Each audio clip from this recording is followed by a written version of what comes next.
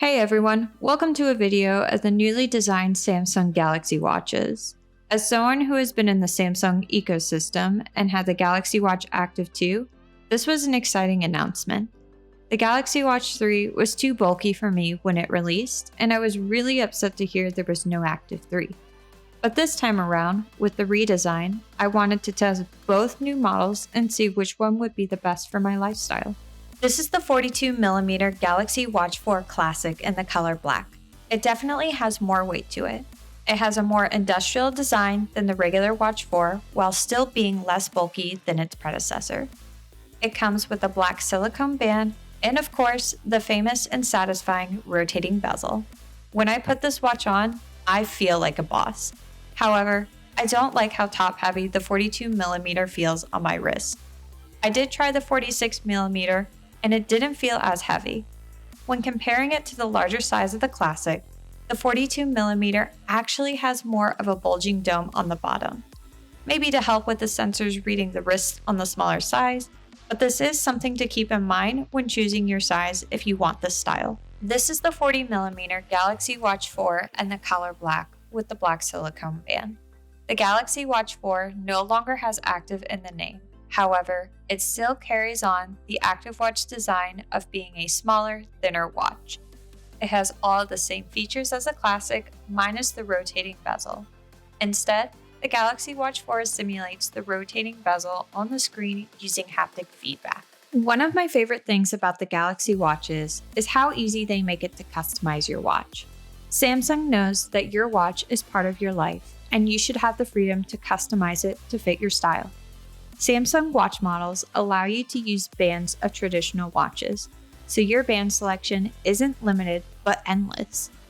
If you're looking to expand your watch band collection, the Samsung Galaxy Watch 4 and Watch 4 Classic use a 20mm band.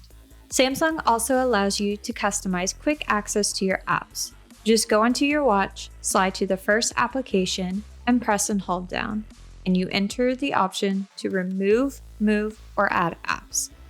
You can use the same technique to change your watch face by pressing and holding it down. You can also customize these on your phone and the Galaxy Wearable app if that is easier for you.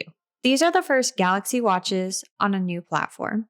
Samsung has teamed up with Google to use Wear OS powered by Samsung. This allows for a more enjoyable experience with Android phones as you can now access apps from the Google Play Store on your watch in a more seamless manner. I personally use Google Keep Note for grocery shopping, since I can add my roommate as an editor to the list if they have anything that they want to add. Now, we can check the groceries off on our wrists without having to pull out our phones. Unfortunately, with this new operating system, and I hated hearing about this, it is not compatible with the iPhone, like the previous generations. So if you are an iPhone user but interested in the Galaxy Watch design, the Galaxy Watch 4 and the Watch 4 Classic are for Android only. Now let's move on to where Samsung put most of the watch upgrades, and that is within the Samsung Health. With the Galaxy Watch 4, you are now able to track snoring and breathing patterns while you sleep. Your Galaxy phone will detect your snoring as your watch monitors your blood oxygen level. The largest eyebrow raiser to me was the body composition reader. Samsung has been studying the best way to read body composition for years. They've tried phone cases, watch bands, even remotes. Traditional readers have large electrodes to improve accuracy. In order for them to include electrodes, they needed to reduce the size of them. With smaller electrodes on the watch, Samsung developed a circuit with multiple switches that can open and close in 16 different combinations per tenth of a second. The watches measure 2,400 times in 15 seconds to estimate body composition with a 98% accuracy compared to DEXA scans, which are the top scanners used by experts. Samsung has teamed up, tested, and verified with industry-leading institutes within the US, UK, and Russia. To measure body composition after initial setup, you enter your weight, place your middle and ring finger on the buttons, and hold position for the scan. Make sure to not have your hands touch. When testing the scan on these watches, the Watch 4 Classic's numbers would be very off compared to the Watch 4. I tried the scan again right after the first one. and it was still changing numbers on both the watches. I also compared the numbers to my scale, which also measures my body composition, but breaks it down in more detail. You can also do teen challenges with friends and family to achieve your workout goals, as well as 95 workouts built into the watch, so you always have your workout ready on your wrist. The watches also have a feature called Sleep Score, where it tracks and breaks down how long you are in REM, deep sleep, light sleep, and awake throughout the night. It will score your night's sleep based on measurements, allowing you to adjust and make sure that you get the best sleep you can. I tried the sleep score with both watches, wearing one on my left and the other on my right. I noticed that they did read my sleeping patterns differently. I tried this a couple more times and it happened again.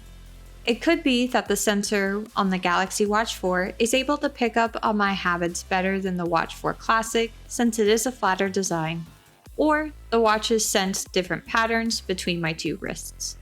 At the end of the experiment, I decided to go with the Galaxy Watch 4. The first reason being overall comfort. I have wrists that are on the smaller side. The Galaxy Watch 4 Classic was very top heavy and felt like it was going to fall off.